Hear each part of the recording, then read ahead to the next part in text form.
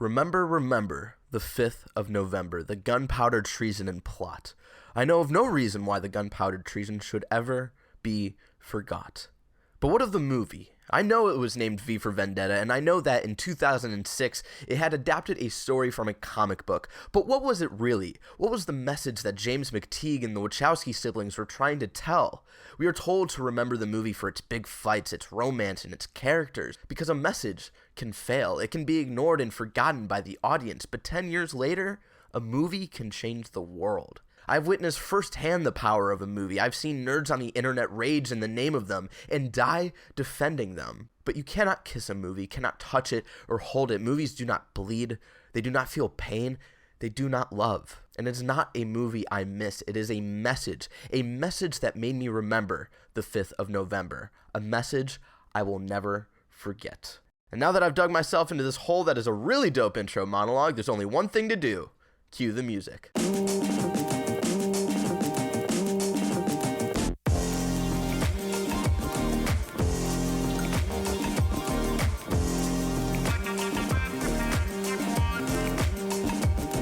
V for Vendetta was released, Jesus Christ, 10 years ago? Fuck. I was 11, doing dumb things like playing Guitar Hero and hanging out at the local convenience store. What's changed since then? Pretty much nothing. Anyway, yes, V for Vendetta was a 2006 movie that was adapted from a 1988 comic book written by this guy. Don't know who this guy is. He's the comic book writer who's never had a good movie adaptation of his work. His words, not mine, except The League of Extraordinary Gentlemen, yeah, that was a bad one. But yeah, Alan Moore didn't even like the adaptation of V for Vendetta because it focused less on anarchy and more on the necessary relationship between people and their government. And I get it, they changed the message of your story more, but think about it. Both of these pieces of media were products of their time. The comic book came out at a time when Ronald Reagan was in charge, and the movie came out during the Bush administration. So the general view and feelings towards our government was very different between those 20 years. And because I'm someone who grew up in the Bush administration and have seen firsthand what the movie was trying to point out, I actually enjoyed the movie way more. I know, that's like fucking blasphemy to say the movie adaptation of a book, well, a comic book, is more enjoyable. But again, I'm a product of the same time that this movie was released, so I connected with it a little more. And not only do I enjoy the movie because of that, but because, Jesus Christ, can we just talk about the fucking movie already? Number 1, the cast. Have I introduced the cast yet? Well, here you go. We've got this guy, this gal, this guy, this gal, Stephen Fry, John Hurt, Rupert Graves, who went on to be Lestrade in fucking Sherlock, Natalie Portman, who not only came from a 1-2-3 strikeout performance from the Star Wars prequels, and then went on to absolutely kill in this movie, but actually shaved her head for the role. I know, it doesn't sound impressive now that Charlize Theron did it in Mad Max, but 2006, this was a time when being different was bad. It still sort of sadly is. So for a beautiful actress like Portman to do something as daring as that in a time where straying from the norm was really not okay, shit was powerful. And last but not fucking least, we have Hugo Weaving. Yes, Hugo fucking Weaving from Matrix, Lord of the Rings, and Happy Feet.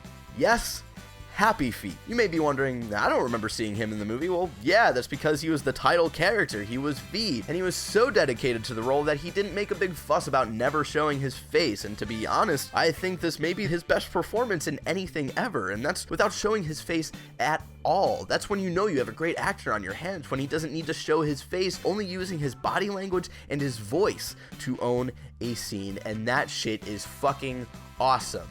It's awesome! Number 2. The action. I know I'm usually not one to harp on how well or shitty an action scene is, but Jesus Christ, look at these shots. They're just so well thought out. The cinematography may be a little basic, yes, but you don't even notice it and shouldn't even care because of how much is going on in the scene. Like the BTN scene here, where V is playing a mind game by dressing everyone in the news studio the same, and you know shit is going to go down when the cops realize they had pinned the wrong man. And the entire sequence is dope because obviously V's speech, the blood, the Evie helping V, but also V truly having no intention of blowing the bomb. I mean, think about it. He has so much more planned for the rest of the movie. Why would he risk himself for a possible explosion? Well, he possibly didn't. He lets one of the hostages tell the police that there was a bomb, which tells us that he wanted them to find it. Now, he could have knowingly played it risky and let men who know nothing about bomb defusing defuse a bomb, or maybe any wire that was cut would have stopped the bomb, and he intended it that way because did he realistically think he could get out of there in a minute and 30 seconds. And the train station scene is awesome because, well, obviously the entire slowed down ass-kicking sequence, but also because it takes place in a train station, one of the places Creedy and Sutler targeted with their disease, so they ended up dying in the mess that they created. That's not only symbolic because of the train station, but also in a way they created V, and that's some great poetic justice. And I'm all about that poetic justice, son. And the scene ends with what is, I believe, one of the greatest and most important quotes from a movie. Tell him, V.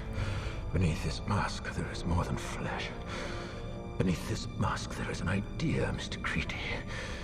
And ideas are bulletproof. Number 3, the laughter. In the middle of this dark and dreary movie, we're able to have a laugh with Dietrich's final show, where he comments on how ridiculous the government has been while trying to deal with V. And it's satisfying to see the audience laugh at it as well, because we get the sense that the public agrees with what he is saying. And that makes it much more heartbreaking when Dietrich is dealt with by Creedy. And also, it's just hard to see Stephen Fry being beaten blackbagged by someone. That's Stephen Fry, you fucking monsters! Number 4, parallelism. The parallel between V and Evie's relationship and the Count of Monte Cristo, like, holy shit, they used that movie to foreshadow how this will all end. A woman falling for a man because of his ideals and his drive, but only to be separated because of those ideals and drives.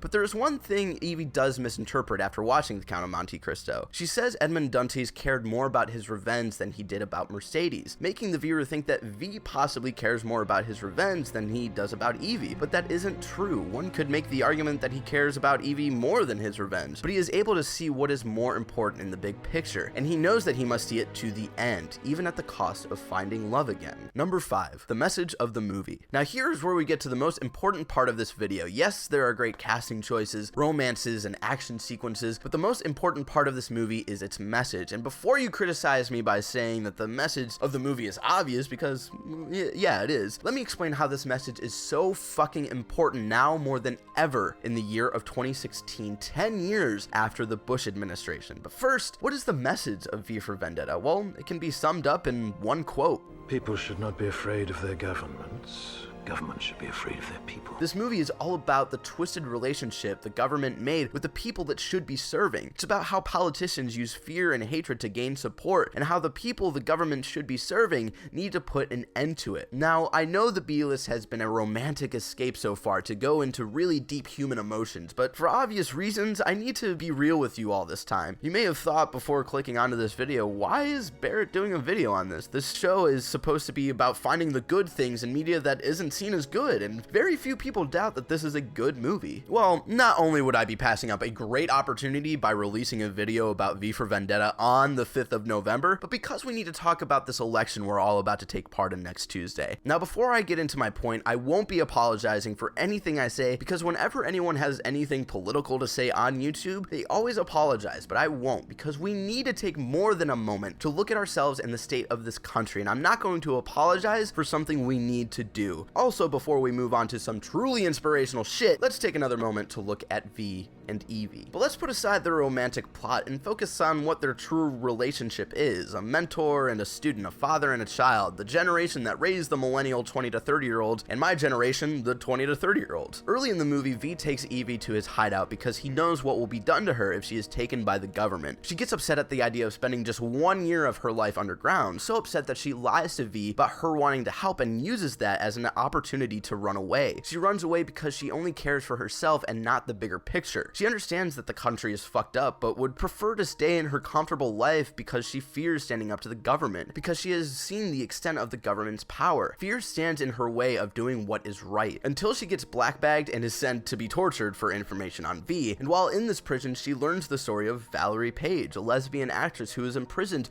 for her unconventional sexual preference. Here, Evie sees that people have had to live in fear just for being who they are, and Evie finally realizes that standing up for those people is more important than being able to live comfortably. She realizes that there are matters more important than herself, and with that realization, she holds no more fear, and you see that in her eyes while she says she prefers death to giving information on V, because she finally understands what he is doing is more important than her well-being. But you know, then we, along with Evie, find out that all that was fake and orchestrated by V, so Evie could rid herself of fear. It was sort of fucked up, but it worked. It was a horrifying experience, but in that, V gave Evie a very powerful tool to not be afraid. And later, on the eve of the 5th of November, V gives Evie a gift, a train filled with explosives that will lead to Parliament, and he gives her the choice to turn on the train or leave it sitting there. Now, this moment is so vital. V has been spending the entirety of this movie making sure his plan to blow up Parliament succeeds. Why would he hand it off to someone who may or may not ensure the plan follows through? Because although he understands his plan is important for the greater good, it's even more important that other people stand with him. So if Evie decided to not turn on the train, maybe V's revolution wouldn't have been worth it after all, if he couldn't convince the person he is closest with to help him follow through with his plan. But at this point, V, Evie, and the audience know what's gonna happen, because V convinced all of us that this country that they live in needs so much more than a building that represents the old. It needs something new, and V has faith that Evie sees that and entrusts her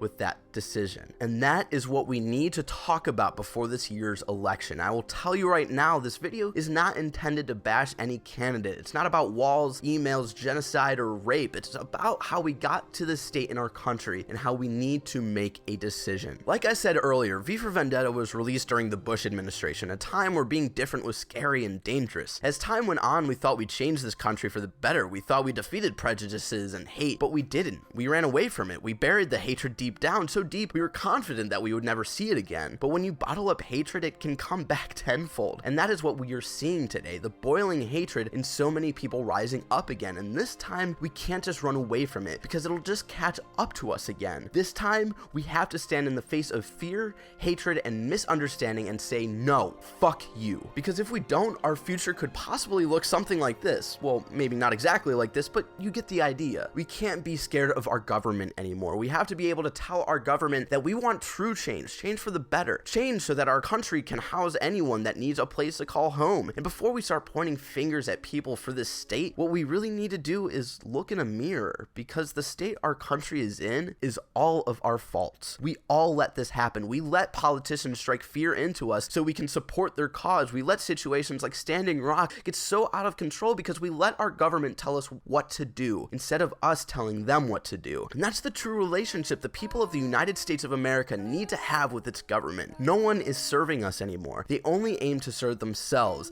and that is terrifying. So not only this coming Tuesday, but after as well, we need to take the tools our past generations have given us and make the decision to use those tools for change. The same way Evie decided to use what V gave her to finally make a difference. Because even though our country has made great strides these last 10 years, we've still somehow regressed into another state of fear and hatred. So I hope when the show returns in 2017, we're at a point where we have used the tools that have been given to us to finally make the change this country fucking needs. And the change it needs is unification. I know that's the biggest fucking cliche of all time, but we truly need to stick together, stand together, learn together, grow together. And to bring it back to V for Vendetta, it's funny that the villain's motto is strength through unity, unity through faith, because that's actually a great motto if you look at it in the right perspective. Of course, Sutler insinuates that faith must be put into God and the government, but that's not what our country needs right now. Our country doesn't need faith in gods or government, because what have those things done to us throughout our entire existence? Yes, they gave us ideas like the social contract, which basically translates to don't be a dick, but they have also ignited so much hatred in our lives that we all stand apart. And I'm not saying we need to all be the same. If we were, our existence would be as significant as a fucking sponge. No, we need to celebrate our differences and stand together because of them. So toss out that idea right now that our country needs faith in a deity or a political party. No. What our country needs right now is something that V for Vendetta has been trying to tell us for the last 10 years. It's not about fucking over the government. It's not about love. It's not about being a badass. It's about having faith in people to do what is right.